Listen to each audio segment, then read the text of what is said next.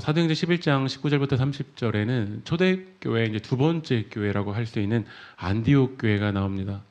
초대교회 첫 번째 교회는 어떤 교회죠? 예루살렘 교회죠. 이제 두 번째 교회는 안디옥 교회입니다. 사도행전 11장 26절 한번 같이 읽어보겠습니다. 시작. 만남에 안디옥에 데리고 와서 둘이 교회에 1년간 모여 있어 큰 무리를 가르쳤고 제자들이 안디옥에서 비로소 그리스도인이라 일컬음을 받게 되었더라. 사도행전 11장으로 넘어가면 처음으로 이 교회 성도들을 향해서 세상 사람들이 뭐라고 이야기했냐면 그리스도인이다라고 일컬었다라는 거예요. 그러니까 내가 나를 향해서 우리 그리스도인이에요 라고 말한 게 아니라 세상 사람들이 교회를 향해서 그리스도인이라고 일컬었다라는 거죠. 세상 사람들에게는 하나님 보이지 않습니다. 우리들에게도 예수님이 눈에 보이지는 않습니다. 그러나 예수님을 중심을 두고 살아가는 여러분들이 보입니다. 하나님을 사랑하며 살아가는 여러분들이 보입니다. 세상은 우리 세계교회 성도님들을 향해서 과연 여러분 그리스도인입니다 라고 일컫고 있을까요? 제가 대학교를 다닐 때 월등하게 축구를 잘하는 그 선배가 있었습니다.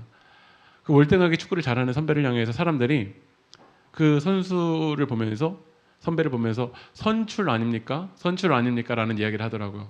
저도 이 선출이라는 단어가 처음 들은 단어여서 물어봤더니 선수 출신의 약자였어요. 실제로 원래 선수였었는데 주님의 부르심을 받고 그 축구 선수를 내려놓고 이 신학의 길을 걸어왔었던 분이 있었어요. 그분을 향해서 사람들이 선출 아닌가요? 라고 이야기합니다. 그분이 입고 있는 유니폼 때문에 선출 아닌가요? 라고 말하지 않았습니다.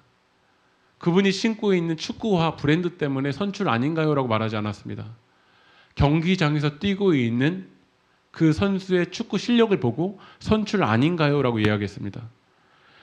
세상 사람들이 안디옥 교회 성도들을 향해서 그리스도인이라 라고 일컬었을 때 어느 누구도 로마에서 이 안디옥 교회 성도들의 신분을 보고 그리스도인이다 라고 일컫지 않았습니다. 사회적인 계층을 보고 일컫지도 않았습니다. 초대교회는 믿음을 지키기 위해서 지하 감옥에서 어둠 속에서 동굴 속에서 믿음을 지켜갔습니다. 그들은 어찌 보면 사회에서 가장 낮은 신분의 사람들일지도 모릅니다.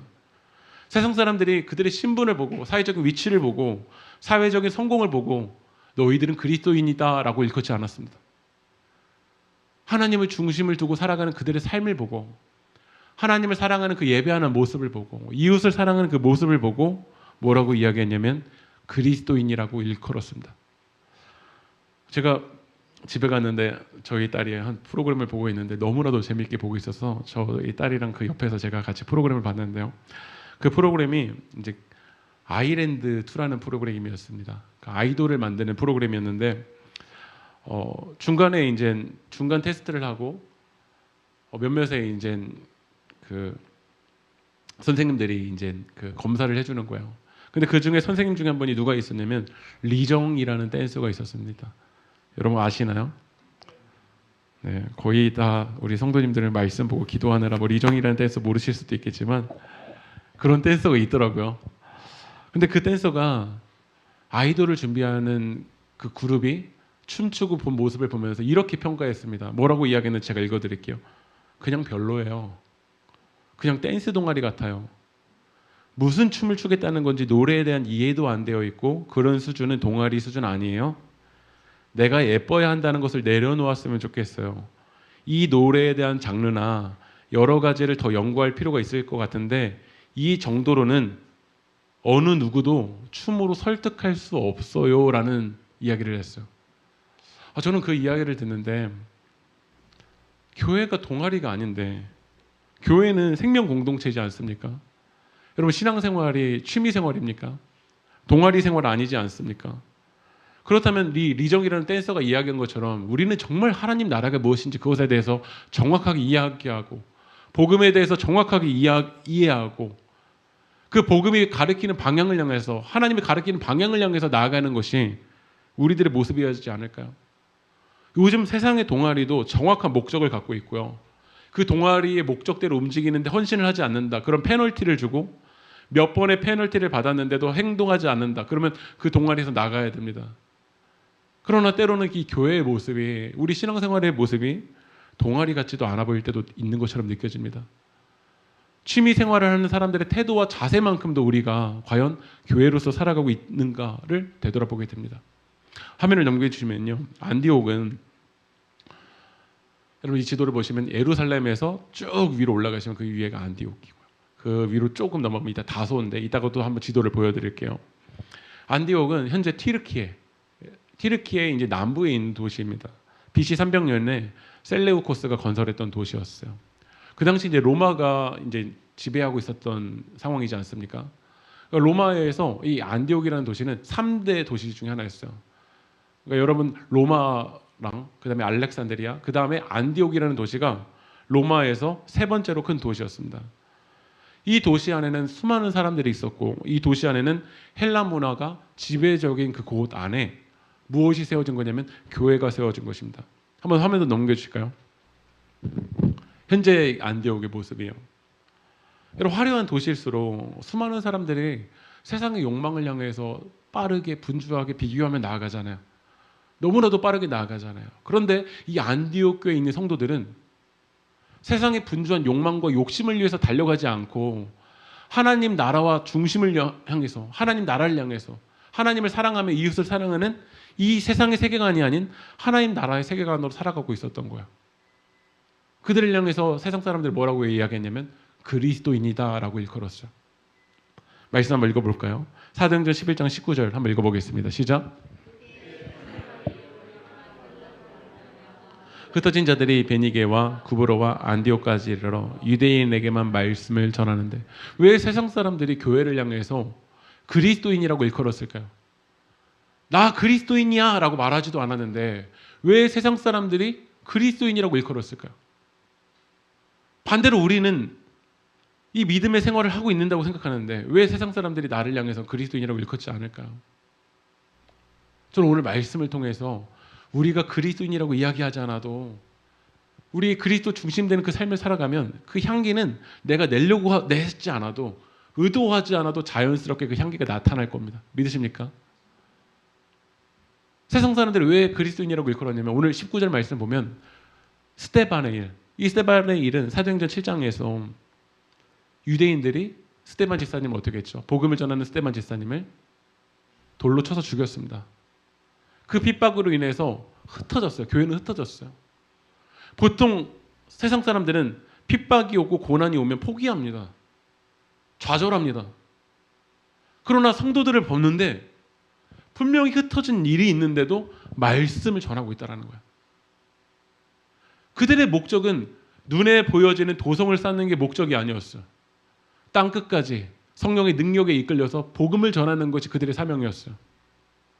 분명히 환난의 일이 임하면 좌절하고 낭망하고 난 이제 포기하고 나는 살 길이 없다, 소망이 없다 하는데 어떤 사람들은 말씀을 전하고 있는 거야.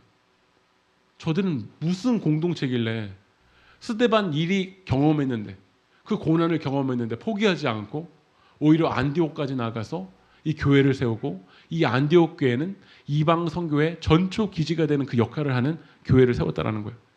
이게 바로 교회의 모습이에요. 예수님께서 십자가에 죽으시면 죽음으로 끝나는 줄 알았는데 십자가를 통해서 생명이 싹 텄어요. 그 부활의 첫 열매가 예수님이시잖아요. 그게 바로 교회 공동체인 거야. 여러분에게도 스데반의 일이 있습니까? 여러분에게도 환난이 있습니까? 여러분의 삶도 지금 터지는 그 순간을 맞이하고 있습니까? 그러나 우리에게는 이 세상과 다른 것이 무엇이냐면 부활하신 예수님이 있잖아요. 부활하신 예수님이 여러분을 부르셨잖아요. 그리고 여러분을 부르신 그 주님께서 여러분을 향한 목적과 계획이 있잖아요. 그래서 우리는 이 세상의 가치관으로 그 모습을 보면 이 세상의 세계관으로 보면 스데반 일을 보고 좌절하고 낭망하고 난 죽고 싶다라고 이야기하겠지만 다른 가치관으로 생명의 가치관으로 하나님 나라의 가치관으로 보니까 이 안디옥에서 하나님의 말씀을 보고 있다는 거예요. 전하고 있다는 거예요. 저는 우리 세계교회 성도님들 축복합니다. 여러분에게 스데반 일이 있습니까? 그 스데반 일이 주님 앞에 더 엎드려지는 계기가 되길 축복합니다. 여러분에게 스데반 일이 있습니까? 하나님을 더 찾는 계기가 되길 소망합니다. 우리 교회 안에 스데반 일이 있습니까? 이 시간을 통하여서 오히려 이방의 선교로 하나님 나라의 확장을 향해서 나아가는 계기가 되길 주님의 이름으로 축복합니다. 사도행전 11장 19절을 다시 한번 읽어볼까요? 시작. 베니게와 구브로와 안디옥까지 이르러 유대인에게만 말씀을 전하는데, 그런데 그 전까지 교회는요, 누구에게만 말씀을 전하냐면 유대인들은 유대인에게만 말씀을 전합니다. 이 안디옥은 헬라 세계관을 가지고 있어요. 유대인들은 유일신 사상을 가지고 있어요. 그러니까 우리가 이야기할 때도 교회 와서 은혜롭지 않아요? 이렇게 종교적인 언어를 사용하는 게 편하지, 나와 다른 언어를 사용하는 사람들과 이야기하는 거 우리도 쉽지 않아요. 다음 세대랑 우리가 이야기하는 거 쉽지 않아요. 요즘 다음 세대를 다른 세대라고 이렇게 이야기하더라고요. 다른 세대, 다른 문화와 이야기하는 거 정말 쉽지 않아요. 저도 나와 익숙한 사람, 익숙한 언어, 익숙한 문화와 익숙한 패턴이 있는 사람들에게만 뭘 전하고 싶냐면 복음을 전하고 싶어요. 이것만 보고 세상 사람들이 교회라고 일컬은 게 아니에요. 이것만 보고 그리스도인이라고 일컬은 게 아니에요. 말씀 한번 넘어가 볼게요. 20절 말씀 읽어볼까요? 시작.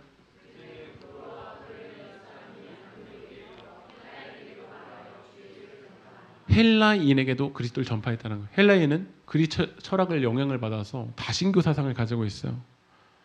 유대인, 유일신 사상을 가지고 있는 이 유대인들은 헬라인들을 경멸했어요. 무시했어요. 사람 같다고도 생각하지 않았어요. 그러나 성령의 능력에 이끌리니까 그들이 자기의 한계를 깨트리고 자기의 벽을 깨트리고 어디에도 복음을 전하고 있죠. 헬라인에게도 주 예수를 전파한다라는 거야. 이 모습을 누가가 목격을 했어. 그 전까지는 유대인들은 유대인에게만 말씀을 전하고, 우리도 그렇잖아요. 나와 익숙하고 나와 언어가 소통하는 사람들만 말하고 싶잖아요. 우리가 말씀과 삶을 할 때도 이제 또 새로운 그룹이 바뀔 때 유대인들은 유대인이랑 말씀을 전하고 싶지, 전혀 다른 이야기를 하고 다른 문화 이야기하는 사람들과 소통하고 싶지 않은 그런 벽이 우리에게도 있을지 모르겠어요.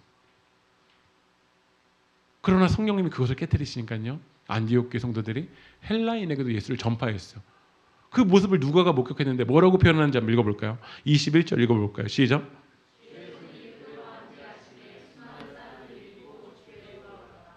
주님의 손이 그들과 함께 하신다는 거예요. 주님의 손이 함께 한다는 건 하나님의 능력을 나타내는 상징적인 표현이잖아요. 우리는 비난하고 정죄하는데 교회가 자기의 벽을 깨트리고 헬라인에게도 복음을 전하는 그 모습 가운데 누구의 손이 함께하고 있냐면 주님의 손이 함께하고 있다는 거예요. 여러분, 언제 주님의 손이 함께하냐면 나의 벽을 깨트리고 하나님의 은혜가 필요한 영혼들에게 복음을 전할 때 그들 가운데 주님이 함께하십니다. 저는 우리 세계교회 성도님, 모든 성도님들에게 주님의 손이 함께하길 축복합니다. 언제 함께하냐라는 거예요. 유대인에게만 그 벽을 깨트리고 헬라인에게 나아갈 때 하나님이 함께하세요. 여러분, 이스라엘을 보시면요, 이스라엘에는 한번 넘겨주시면요, 갈릴리, 여기 바다라고 되어 있지만 사실은 갈릴리 호수죠. 그리고 갈릴리 호수가 보시면 이 물줄기가 요단강을 물줄기로 쭉 내려가서 이 물줄기가 어디까지 내려가죠? 사해라고 이야기합니다. 여러분, 갈릴리 호수에는요 수많은 물고기들이 삽니다. 그러나 그 갈릴리 호수에서 내려간 요단강 물줄기가 어디까지 내려가냐면 사해까지 내려가는데, 이 사가 한자로 뭘까요? 죽을 사입니다. 영어로 데드시라고 얘기합니다. 왜 어떤 호수에는 살아있는 물고기가 있는데 왜 이 사해 바다는 죽은 바다가 됐을까요? 갈릴리 호수를 여러분 보시면 물줄기를 받고 어떻게 하죠? 흘려보냅니다. 그러나 사해를 보면 받기는 하지만 흘려보내지는 않습니다. 언제 살아있음이 있냐면 받는 것으로만 끝나는 것이 아니라 보내야 합니다. 우리가 하나님의 말씀을 안 들어서가 아닐 것입니다. 여러분이 하나님 말씀을 듣고 또 듣고 또 듣습니다. 오늘 예배 끝나면 어떤 분들은 더 욕심내서 유튜브로도 다른 목사님의 설교도 듣고 가피불도 듣고 합니다. 근데 중요한 건 한 말씀이라고 할지라도 여러분의 섬김의 자리로 가서 흘려보내냐라는 거야. 그럼 한 말씀도 우리 소화하지 않아요. 또 듣고 또 듣고 또 듣고 그 다음 주일에 또 와요. 어느 순간 저는 영적인 비만이 되어 있는 것처럼 느껴져요. 그 모습을 보면 그거 누가 한 설교던데? 아, 그거 누가 한 이야기던데? 아, 그 어떤 간증은 다 외워요. 하나님은 우리 가운데 말씀하시는 게 어떤 목사님의 이야기, 어떤 간증 그거 외웠냐를 물어보실까요? 하나라도 들었다면 그 말씀을 하나님의 은혜가 필요한 헬라인들에게 흘려보내는 그 순간이 우리 가운데 있냐라는 거야. 그렇지 않으면 교회 역사가 증명하잖아요. 유력교회가 그렇게 큰 건물을 지어놨지만 나만 우리끼리 익숙한 사람들만 모였을 때 그 건물 안에 사람이 있냐고요. 우리 한국교회도 마찬가지일 수 있다고 생각합니다. 교회가 은혜를 받았지만 하나님의 은혜가 필요한 현장으로 나가지 않고 하나님의 그 은혜의 강물을 흘려보내지 않는다. 요단강으로 흘려보내지 않는다. 계속 받기만 하고 있다. 어느 순간 이 한국교회도 관광지가 돼버릴 수 있어요. 지금 우리 유럽 가서 유럽 교회 그 건물 보고 거기 안에 사진 찍거든요. 관광지가 돼버릴 수 있는 것처럼 느껴져요. 여러분 구약시대의 제사를 보면 넘겨주면요. 구약시대는 지금처럼 이렇게 예배드리지 않았습니다. 구약시대는 정말 살아있는 제사였습니다. 이 제물을 가지고 나가면 그 제물이 각을 뜨고 피 흘리고 그 모습이 벗겨지는 모습을 보았습니다. 그 광경에서 졸 수가 없죠. 지금 막 피가 흐르고 있는데 날 위해서 이 동물이 대신 지금 찢어지고 있는데 거기에서 우리가 어떤 태도로 우리가 임하게 될까요?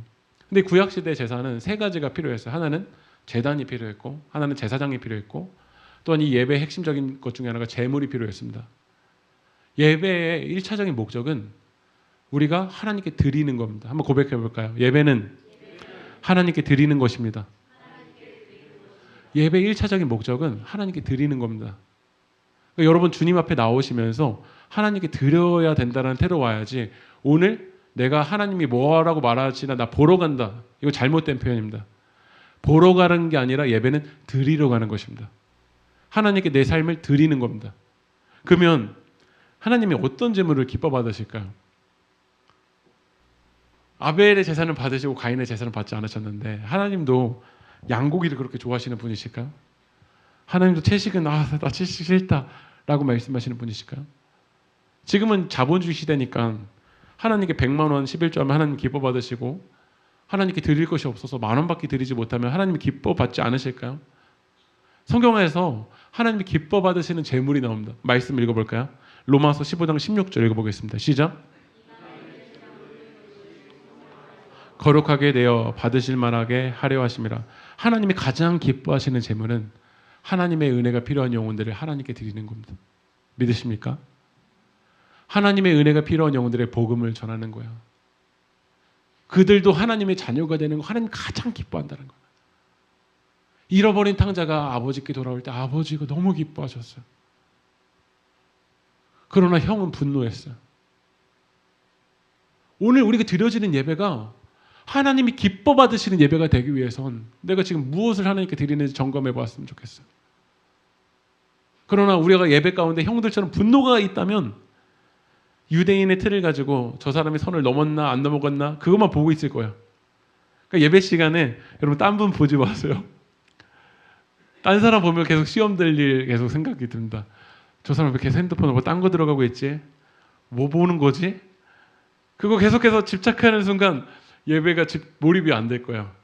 네. 오늘 기도하세요. 하나님 그 영혼도 지금 예배 시간에 딴짓하고 있는 거 제가 살짝 봤는데요. 오늘 그 영혼도 하나님 사랑이 내려주게 해주십시오. 그것만 기도해 주세요. 안 그러면 예배 집중이 안 돼요. 말씀 한번 또 넘어가 볼게요. 읽어볼까요? 시작. 수많은 사람들이 믿고 주께 돌아오더라. 여러분 안디옥 교회는 정말 살아있는 교회였어요. 이방인들의 복음을 전할 때 주님의 손이 함께했고요. 주님의 손이 함께하는 교회는 부흥하게 됩니다. 주님의 손이 함께하는 교회는요. 하나님의 살아있는 역사가 일어나게 된다는 거예요. 저는 우리 세계교회를 위해서도 기도합니다. 우리 교회에 다른 게 있는 게 아니라 주님의 손이 함께하는 교회가 되었으면 좋겠어요.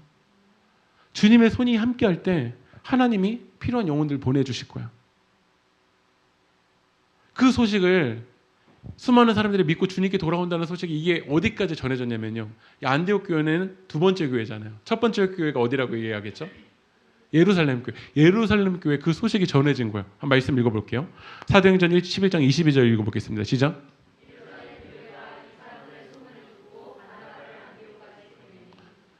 그 소문을 들었습니다. 예루살렘 교회도 깨진 거예요. 지난주에 베드로가 가이사라에 가서 고넬료에게 복음을 전했을 때 맹비난을 했어요. 그러나 베드로가 설명해 줬잖아요. 복음의 본질이 무엇인지. 그리고 그들 이 예루살렘 교회 공동체도 깨졌을 때 그 안디옥 교회가 부흥하고 성장한다는 소식을 듣고 안디옥 교회에 사람이 필요하겠구나. 단순히 숫자만 모여지면 예루살렘 교회가 그거 겪었잖아요. 뭐 구제 문제 때문에 막 비난하는 그 문제 겪었잖아요. 본질을 잃어버렸을 때 교회가 숫자는 늘었지만 혼란하게 되는 그 문제 겪었잖아요. 안디옥 교회 이 교회를 하나님 중심으로 세워질 일꾼이 필요하겠구나. 그래서 누구를 보냈죠? 바나바를 보냈다라는 거예요. 여러분 감독의 행복한 고민은 연기에서 행복한 감독의 고민은 이 캐릭터에 쓸 배우가 많다라는 거예요. 스포츠에서도 감독의 행복한 고민은 그 포지션에 쓸 선수가 많다라는 거야. 근데 김홍룡 감독이 그런 얘기를 했잖아요. 동료리도 없고 종범이도 없다라는 거예요. 지금 악한 사대령과 싸울 일꾼을 보내야 되는데 없다라는 거야. 우리 교회로 다시 연결해 보면요. 지금 하나님을 알아가려고 하는 성도님이 계세요. 하나님 알아가려고 하는 영혼이 있어요. 한 8번 정도 매주 만나서 그분에게 진짜 진지하게 하나님 나라가 무엇인지 전해주면 좋겠다. 이지사님 보내면 좋겠다. 지금 누가 정말 하나님의 사랑이 필요한 영혼이 있어요. 이 권사님 좀 보내드리면 좋겠다. 하는 그 바나바가 우리 세계교회에 있을까요? 아니면 이 김홍룡 감독님의 고백처럼 동료리도 없고 종범이도 없고가 우리 모습일까요? 사도행전 11장 23절 한번 읽어볼까요? 시작. 기뻐하여 모든 사람에게 굳건한 마음으로 주와 함께 머물러 있으라 권하니. 여기서 그는 누구죠? 예루살렘 교회에서 파송한 안디옥 교회에 이르렀어요. 실제 가보니까 헬라인들에게도 복음을 전하는 이 하나님의 역사, 하나님의 은혜를 보고 안디옥 교회의 모습을 보고 바나바가 어땠냐면 기뻐했어요. 이게 공교회적인 그 교회가 살아있는 모습이에요. 우리 교회만, 예루살렘 교회만 성장해야 되는데, 예루살렘 교회만 돼야 되는데 안디옥 교회가 막 살아있는 역사가 일어나요. 그럼 우리는 보통 어떤 마음이 될까요? 2년 전에 저희 교회 한 목사님 가정이 이렇게 방문하셨어요. 여러분 기억하실지 모르겠어요. 한 목사님 가정 그리고 딸 이게 같이 3명이 오셨어요. 근데 그 목사님이 원래 부교역자셨다가 이제 교회를 개척해야 되는 마음 아니면은 교회 개척하지 말까에 대한 마음을 가지고 교회를 개척 교회들을 이제 탐방하러 오신 거예요. 근데 저한테 이제 물어보는 거예요. 이런 상황이고 환경 다 이야기하시는데 뭐라고 이야기하시면 개척할까요? 제가 뭐라고 얘기했을까요? 네, 저는 하라고 했습니다. 네, 제가 고생할 거 아니니까. 네, 하라고 말씀드렸습니다. 그리고 그 교회가 2년이 지나갔는데요. 건물은 없는데 건물 없이 이제 렌탈해서 여기 빌렸다가 하는데 그 목사님이 사진도 보내주시고 하는데 분명히 아무도 없었는데 또 다른 학원으로 넘어갈 때는 더 성장해 있는 거예요. 또 다른 사진을 이번에 보내주셨는데 카페로 이번에 이동했는데 거기 또 사람이 막 또 차 있는 거예요. 근데 이번에 카페가 이제 문을 닫아서 그 교회가 이제 건물을 얻을 수 없어서 또 이제 영어마을 쪽으로 이렇게 가셨거든요. 사진을 보내주셨는데 우리 교회보다 더 많은 것 같은 거예요. 하지 말라고 할 걸. 리어야 되나요? 어때야 되나요? 네. 어느 순간 교회가 교회를 싫어하고 교회가 교회를 헐뜯고 교회가 교회를 비난합니다. 물론 교회의 잘못된 모습을 보고 우리가 아파하고 철저하게 고칠 부분에 대해서 몸부림쳐야 됩니다. 그러나 참 안타까운 건 교회가 교회를 헐뜯고 교회가 교회를 정죄하고 교회가 교회를 비난하고 한 교회가 잘 세워져 갈 때 교회가 교회를 비교합니다. 우리 말씀 한번 읽어볼까요? 사도행전 11장 24절 읽어보겠습니다. 시작. 성령과 믿음이 충만한 사람이라 이에 큰 무리가 주께 더하여지더라. 여러분, 세상 사람들이 그리스도인이다라고 일컬었던 건 건물을 향해서 일컬었던 것도 아니고 어떤 사회적 위치를 보고 일컬었던 것도 아닙니다. 사람을 보고 일컬은 겁니다. 세상 사람들이 기대하는 건 건물이 아닙니다. 외적인 성공도 아닙니다. 하나님을 중심을 두고 살아가는 사람들 어떤 삶을 살아가냐입니다. 근데 오늘 두 가지를 이야기하는데요. 누가복음 사도행전 기자가 왜 그리스도인이라고 일컫지? 그리스도인이라고 일컬음을 받는 바나바를 봤는데 첫 번째는 어떤 사람이라고 되어 있죠? 착한 사람이라고 되어 있습니다. 저는 우리 세계교회 성도님들이 착한 사람이 되길 축복합니다. 교회가 한때는 성령의 은사를 매우 강조했습니다. 근데 은사가 되게 강력한 은사가 있는 사람일수록 말투가 매우 거칠고 독선지고 예의가 없는 경우 많이 봅니다.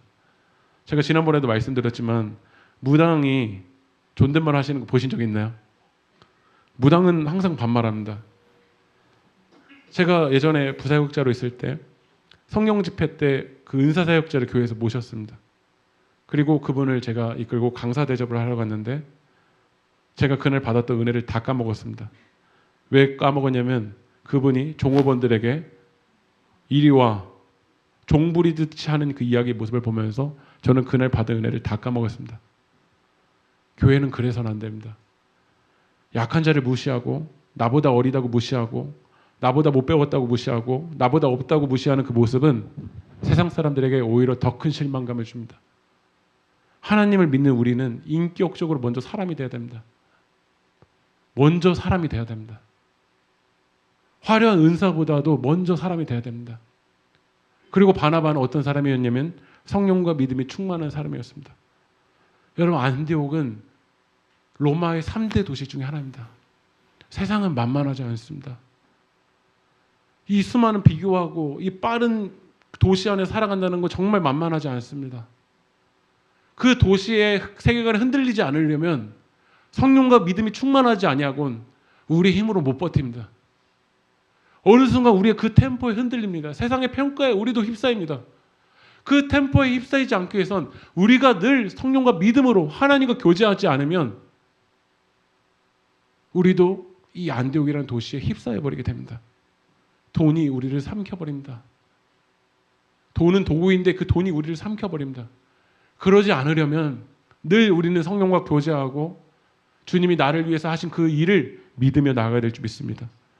그 성령과 믿음이 충만한 바나바가 어디로 가는지 한번 읽어볼까요? 사도행전 11장 25절 읽어보겠습니다. 시작. 어디로 가냐면 다소에 갔습니다. 여러분 지도 보시면 예루살렘에서 안디옥으로 파송했고 꽤 먼 거리입니다. 그리고 이 안디옥에 왔던 바나바가 누구를 찾으러 갔냐면 사울을 찾으러 갔습니다. 사울이 누구였죠? 교회의 핍박자였잖아요. 스데반 집사님이 죽는데 앞장선 인물이었잖아요. 그랬던 사울도 담메색 도상에서 예수님, 빛 대신 예수님을 만나고 그의 눈이 멀어버렸고 하나님께서 이 사울을 다소로 보내시고 준비케 하십니다. 그럼 여러분 생각해 보십시오.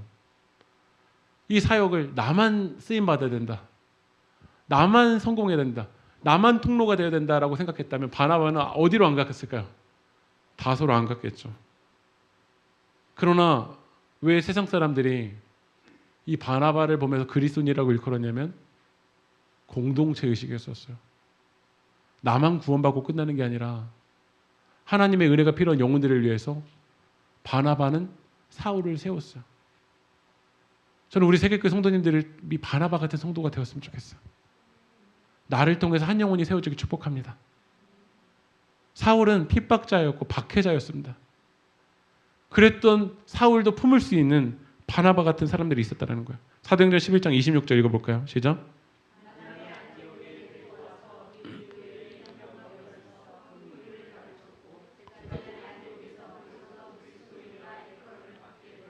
네, 안디옥에 데리고 왔어요. 누굴 데리고 왔죠? 사울을 데리고 왔어. 그래서 이제 2명인 거예요. 제가 바나바였으면 사울 안 데려왔을 것 같아요. 나만. 그러나 성령의 사람은 그렇지 않아요. 오히려 여러분 사도행전 이제 보면 바나바는 조연이 됐고요. 누가 주연처럼 느껴지냐면 바울이 주연처럼 느껴져요. 그러나 신앙생활의 목적이 나가 아니라 하나님 나라의 목적이라면 더 잘할 수 있는 사람들을 앞에 세워주는 그 사람들을 보면서 세상 사람들은 그리스도인이다라고 일컬었어요. 우리 옆에 계신 성도님들에게 이렇게 인사하실까요? 당신은 그리스도인입니다. 이 그리스도인이라 일컬었다. 이 그리스도인은요, 제가 헬라어로 찾아보니까 크리스티아노이라는 단어인데, 이아노이라는 단어는요, 뭐뭐에 속해 있다는 단어예요. 그러니까 크리스티아노이, 말도 어렵네요. 크리스티아노이, 이 말은 예수에 속해 있는 사람이에요. 제가 저희 집 앞을 지나가는데 그 사람이 말도 하지 않았는데 저는 그 사람이 술 먹은 걸 알았어요. 왜 알았을까요? 맞아요. 그 사람 안에 술이 안에 들어가니까 그 사람이 술 먹었다고 말하지 않았는데 저 알았어요. 예수로 충만하고 성령으로 충만하면 나 그리스도인이야 라고 여러분 자랑하지 않아도 예수의 향기가 드러날 거야. 예수에 미치면 그 주님의 사랑에 눈이 멀어버리면 내가 그리스도인이라고 일컫지 않아도 그 그리스도의 향기가 자연스럽게 나타날 거야. 하지만 우리 세계교회 성도님들 007 난 크리스찬이다. 나는 007 크리스찬으로 살기로 결단하신 분 있나요? 난 간첩이다. 어떻게든 안 들킬 거야. 왼손이 한 일 오른손이 모르게 했으니까 안 들킬 거야. 과연 우리가 왼손이 한 일을 오른손이 안 들키게 해서 안 들키는 건가요? 아니면 우리가 성령으로 충만하지 않고 믿음으로 충만하지 않고 술만 취해도 술 취했다고 말하지 않아도 저는 안다니까요. 하나님이 아니라 다른 곳으로 충만해 있기 때문에 우리가 그런 모습이지 않을까요? 안디옥 교회가 공동으로 소유했던 건 바로 예수 그리스도였어요. 인종도 헬라파 유대인 달랐어요. 문화도 달랐어요. 언어도 같은 거 아니었어요. 그러나 그 공동체의 유일한 한 분, 예수로 충만했어요. 우리 세계교회 성격도 다르고 삶의 터전도 다르고 맥락도 다르고 수준도 다 달라요. 그러나 유일한 한 가지는 같았으면 좋겠어요. 예수로 충만하는 거. 예수로만 걸어가는 거. 우리 함께 기도합시다. 우리 함께 찬양하고 기도하며 나갑시다.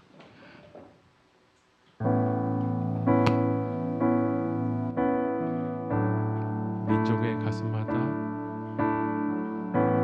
민족의 가슴마다 피 묻은 그리스도를 심어 이 땅에 흐르고 푸른 그리스도의 께처럼 오게 하소서 오게 하소서 오게 하소서 이 땅에 하나님의 나라가 이 땅에 하나님의 나라가 이루어지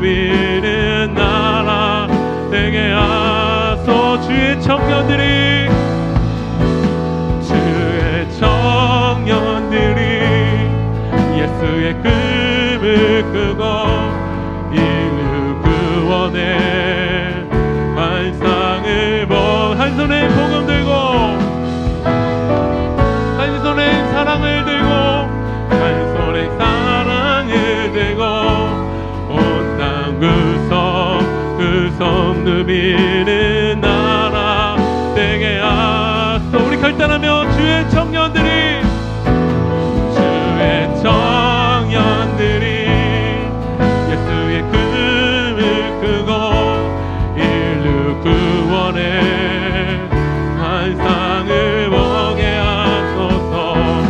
한 손에 복음 들고 한 손에 사랑을 들고 온 땅 구석 누비는 나라 되게 하소. 주의 청년들이 예수의 금을 끄고 인류 구원의 환상을 보게 하소서. 한 손에 복음 들고 한 손에 사랑을 들고 온 땅 구석 누비는 나라 되게 하소서. 우리 기도합시다. 한 손에 복음 들고 한 손에 사랑을 들고 온 땅 구석 누비는 나라 되게 하소서. 이것이 우리의 기도가 되길 소망합니다. 그러나 우리는 어느 순간 이 사회 바다처럼 받은 건 있지만 들은 거는 있지만 어느 순간 그것이 내 안에 고여있지 않습니까? 유대인은 유대인만을 만나려고 하고 있고 어느 순간 이 교회 건물 안에만 우리가 받은 은혜가 갇혀있지 않습니까? 오늘 시간 우리가 다시 한번 기도합시다. 주님, 저를 깨트려 주시고 하나님의 은혜가 필요한 그 헬라인에게도 복음을 전할 수 있는 도구로 날 사용하여 주시옵소서. 하나님, 다소에 서 있는 그 사울에게도 손을 내밀 수 있도록 바나바처럼 주님 우리를 사용하여 주시옵소서. 민족의 가슴마다 이 피 묻은 그리스도가 심겨지게 하여 주시옵소서. 이 땅 가운데 푸르고 푸른 그리스도의 계절이 오게 하여 주시옵소서. 그러려면 이 예루살렘 교회가 이 안디옥으로 확장해야 되고 이 안디옥에서 헬라인에게로 그 주님의 역사가 확장돼야 될 줄 믿습니다. 그것을 가로막고 있는 우리의 모습이 있다면 오늘 시간 우리 깨트려 달라고, 주님 우리를 무너뜨려 달라고, 다시 한번 우리를 사용하여 달라고, 하나님 나라가 우리 가운데 임하게 하여 달라고 다시 한번 기도하며 나가겠습니다. 기도합시다. 하나님의 뜻이 이 땅 가운데 이루어지게 하여 주시옵소서. 이 땅의 구석구석 예수님을 주로 고백하게 하여 주시옵소서. 아버지 하나님, 우리 세계교회 청년들과 우리 세계교회 성도님들 가운데 예수님의 꿈을 주시고 인류 구원의 환상을 보게 하여 주시옵소서. 이 세상의 아버지 하나님, 하나님의 살아계심을 드러내는 성도가 되어지길 원합니다. 하나님이 보이지 않는다고 말하는 이 세대 가운데 예수를 중심으로 살아가는 우리들을 통하여서 아버지 하나님, 온 인류의 구원의 그 하나님의 나라에 동참할 수 있도록 주님 우리를 사용하여 주시옵소서. 이 땅에 푸르고 푸른 예수 그리스도의 계절이 우리 가운데 임할 수 있도록 주여 우리 가운데 임하여 주시옵소서. 하나님 우리를 사용하여 주시옵소서. 하나님 나라가 우리 이 땅 가운데 임하게 하여 주시옵소서. 우리가 예수님의 꿈을 꾸게 하여 주시고 하나님 인류 구원의 완성을 보며 나갈 수 있도록 성령 하나님 역사하여 주시옵소서. 하나님의 은혜가 필요한 그 영혼들에게 이 갈릴리처럼 내가 받은 은혜를 하나님의 은혜가 필요한 영혼들에게 보내게 하여 주시옵소서. 흘려보내게 하여 주시옵소서. 이방인을 하나님께 제물로 드릴 수 있는 교회가 되어지길 원합니다. 하나님의 은혜가 필요한 세상 가운데로 나갈 수 있는 교회가 되게 하여 주시옵시고 그 사명을 아버지는 구체적으로 감당하는 교회가 될 수 있도록 하나님 우리를 사용하여 주시옵소서. 하나님 소망합니다. 우리 세계교회를 통하여 예수 그리스도의 향기가 퍼지길 소망합니다. 주님 회개합니다. 예수로 충만하지 아니하고 이 욕망과 욕심으로 충만하여서 나의 삶 가운데 예수의 향기를 드러내기보다 오히려 세상보다 더 악취를 내었었던 주님, 저를 용서하여 주십시오. 오늘 회개하는 우리의 심령 가운데 다시 한번 성령님 일하여 주시고 거룩한 주님의 영을 부어주셔서 우리가 밟는 땅마다 오직 예수의 향기만 나타나게 하여 주시옵소서. 하나님이 보이지 않는다라고 말하는 이 세대 가운데 주님은 지금도 살아 역사하시고 온 인류의 구원자이신 그 예수님만을 전할 수 있도록 주님 우리의 삶을 사용하여 주시옵소서. 주님 우리 교회 공동체를 붙잡아 주시고 우리 교회 가운데 예수님의 향기만 드러나는 우리 세계교회가 될 수 있도록 주님, 우리 교회를 사용하여 주시옵소서. 이루고 역사실 그 주님을 찬양하며 이 모든 말씀 예수 그리스도의 이름으로 기도합니다.